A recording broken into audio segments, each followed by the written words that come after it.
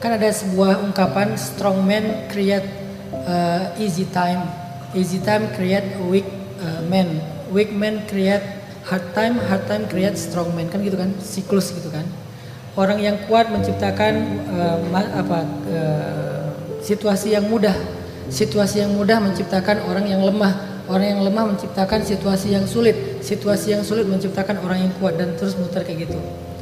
Terus Yahya bilang gini, Baba kan orang yang kuat yang menciptakan situasi mudah bagi kami. Nanti aku jadi orang yang lemah dong, kata dia. Aku nggak mau nanti aku jadi orang. Padahal saya nggak ngomong kayak Yahya waktu itu. Lagi tausiah dia ikut dengar. Ini salah juga nih segmentasi dakwahnya gitu ya. Dia ikut dengar. Berarti kalau Baba orang kuat, karena menurut aku Baba orang kuat yang udah menciptakan kemudahan bagi kami. Nanti kami jadi anak yang lemah. Saya pakai analogi lain, Bang. Saya manggil dia Abang kan, Bang. Pakai analogi lain coba. Kita ini kayak lagi mendaki. Jangan pernah bilang Baba itu udah di puncak.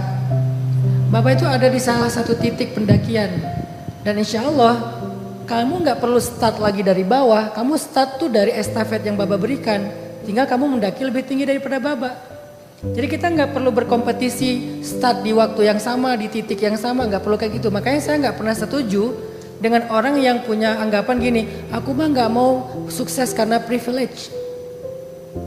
Emang kenapa kalau sukses karena privilege? Terlalu gengsi gitu untuk mengakui bahwa saya suksesnya ada faktor orang tua. Kan itu anugerah dari Allah. Coba belajar dari para kesatria dan para sultan-sultan sepanjang sejarah peradaban Islam. Salah satunya Ottoman lah misalnya.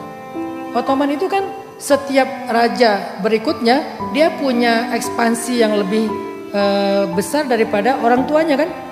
Tapi dia nggak perlu memulai kerajaan itu dari nol seperti zamannya Osman Bey.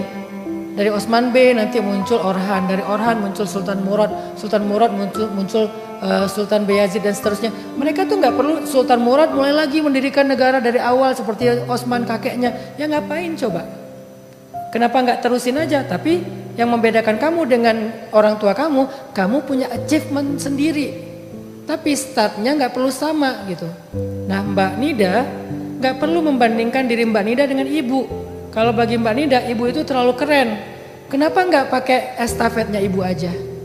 Arti estafet di sini bukan proyek yang sama ya, tapi privilege yang diberikan oleh ibu dalam bentuk inspirasi kah mungkin, atau dalam bentuk support system kah mungkin, apapun itu privilege-nya. Karena saya adalah estafet ibu saya. Walaupun ibu saya orang miskin, privilege-nya ibu saya bagi saya itu bukan kekayaan. Privilege yang saya dapatkan dari ibu saya itu bukan harta. Privilege yang saya dapatkan dari ibu saya adalah kasih sayang yang utuh. Kita emang miskin, kekurangan harta, tapi kita kelebihan kasih sayang. Itu privilege. Dengan privilege itu saya jadi melanjutkan aja nih perjalanan saya dari start yang di depan. Gak perlu lagi start dari awal. Karena ibu saya merintis kasih sayang rumah tangga itu dari masalah rumah tangga yang gak mudah juga, berat awalnya. Ketika awal menikah beliau berat banget, banyak ujian, sampai akhirnya beliau bisa memberikan kasih sayang yang besar. Tinggal kita lanjutin. Nah, apa privilege yang diberikan ibunya Mbak Nida? Apakah inspirasi? Apakah support system? Apakah nasihat-nasihat? Kenapa nggak lanjutin aja? Tanpa harus mengcompare diri kita dengan beliau, siapa yang lebih hebat. Semua orang punya achievementnya sendiri-sendiri. Tinggal manfaatin aja anugerah-anugerah yang Allah berikan kepada kita. Kalau nggak ada privilege dari orang tua, berarti privilege langit. Nabi Muhammad nggak dapat privilege dari orang tua, tapi dapatnya dari mana? Dari langit. Allah sendiri yang merancang masa depan Nabi Muhammad, yang mensupport segala kebutuhan Nabi Muhammad.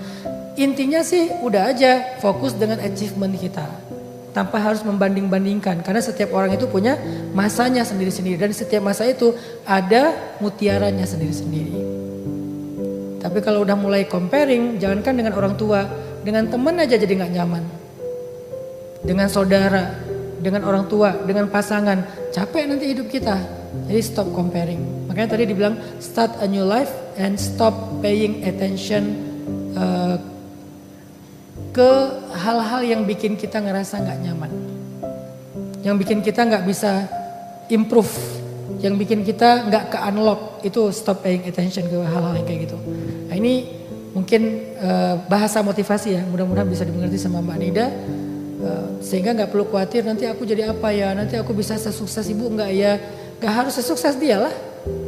Karena ini bukan tentang perbandingan, ini tentang memanfaatkan kebaikan-kebaikan yang ada aja. Kadang kita sukses sebagai istri.